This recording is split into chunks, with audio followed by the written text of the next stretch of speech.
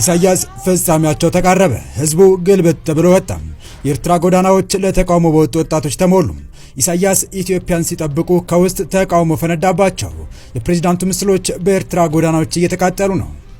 ዶክተር ደብረጽዮን ጥቃት ተፈጸመባቸው። የህወሓቱ ሊቀመንበር ከቦምብ ጥቃት አመለጡ። በደብረጽዮን መኖሪያ ቤት ላይ ጥቃት እንደተፈጸመ ተገለጸ።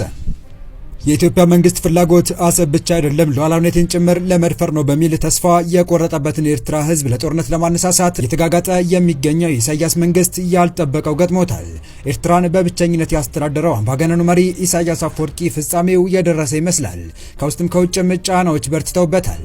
አሁን ደግሞ ጦሩን ወደ ድንበር አስጠግቶ ኢትዮጵያን ሲጠብቅ ከውስጥ ማብቂያ ያለው የማይመስል አመፅ ተነስቶበታል። ኢሳያስ የሚያደርጉት የጠፋቸው ሲሆን የኤርትራ የተለያዩ ከተሞችና አካባቢዎች ለተቃውሞ ወጣቶች ተሞልቷል። ዳውን ዳውን ኢሳያስ የሚሉ ድምጾችም ከፍ ብለው መሰማት ጀምረዋል። በአሁኑ የመረጃ ሰዓታችን ይህንንና በቀጠለ ህወሓት አመራሮች ለሞት መፈላለግ